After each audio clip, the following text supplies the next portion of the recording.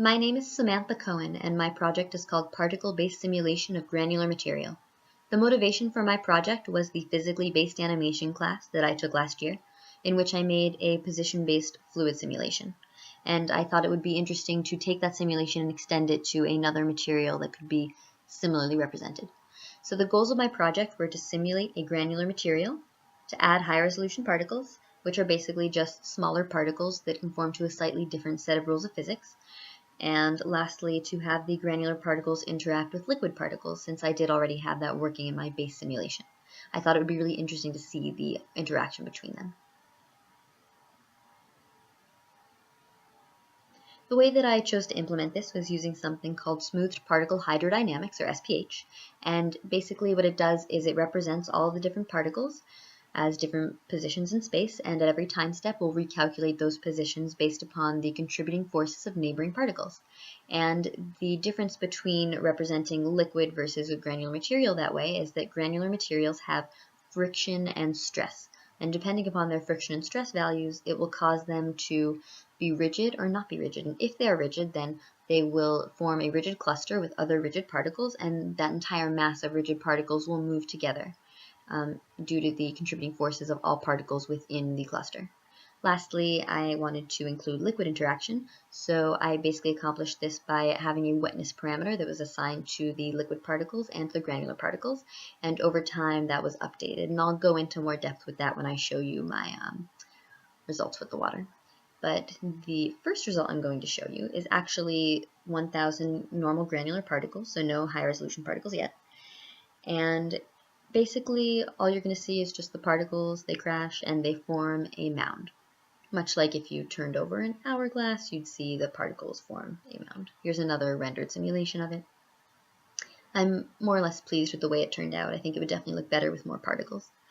So next I'm going to show it to you with a slanted plane instead of the ground plane, because I think it's important to test your simulation in multiple different environments, and just because it works on a flat ground plane does not mean that it's going to work quite as well when you sort of change the circumstances a little. So here I chose to have it on a slanted plane, and I think it works pretty well. You still see the mound forming. I think it's still conforming to the same physics, so I'm very pleased.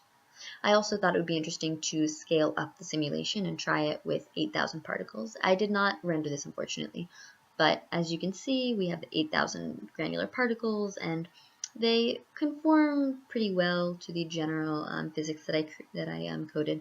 The only issue is it does splash a little, but I'm sure with some parameter tuning that could be rectified. Otherwise, though, I think it's pretty successful. It looks very similar to the other simulations, but on a larger scale, so I'm pleased. Next, I'm going to show you the high-resolution granular particles. So I have a combination of 1,000 granular particles and 7,000 high-resolution ones, so 7 high-resolution ones per normal granular particle. And as you can see, it looks fairly similar, but the difference is that the high-resolution particles are going to disperse first, they go out a little more, and they also are going to fill in some of those spaces that we get between the larger particles. I also, of course, decided I would attempt this with the OBJ slant.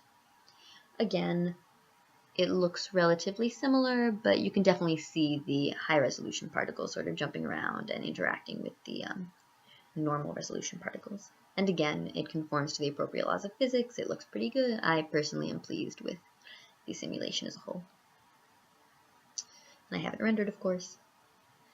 Next, I'm going to show you the combination of all three aspects of my project. So now we have the liquid interacting as well. And the interesting thing about the liquid interacting is that it's going to prevent the particles from being quite as rigid, because the way that I dealt with liquid is I had the liquid particles disperse their wetness to the granular particles. And the granular particles, depending upon their wetness, will either be more or less viscous. So the viscosity of the sand particles originally was a little higher, and then it decreases the more wet they get, which basically allows it to go from something that's rigid to another material that's more of like a kind of mud, but a sloshy mud. Here I have a rendered version of it. I unfortunately was unable to render the entire thing just because of computational issues with my computers, but I think it turned out pretty well, regardless. I also attempted the same thing with the OBJ slant, And you will notice actually here that not only does the mound not form, but much like a liquid would do, all of the different particles start sort of falling to the edge of the slant in the bounding box, so forming a kind of like a puddle, which to me is a very clear indicator that my simulation is working and it's causing the granular particles to act more like a muddy liquid, and I think that basically means my project was a success, so I'm very pleased. The limitations of my project, though, I think are worth mentioning. So the code that I wrote does not, unfortunately, run in real time. It takes a few seconds per frame, which is very long. And it's not as stable when you increase the number of particles. You can definitely go up to 8,000, probably more, but it definitely takes some parameter tuning, and it might not look perfect. And then also, I used a hybrid approach using something called PCI-SPH and position-based fluids to create my simulation. I think it would have been more stable if I stuck with one instead of two different approaches. And I just want to say thank you to Norm, Amy, Eric, and Adam for a wonderful semester and for helping me with everything. Thank you.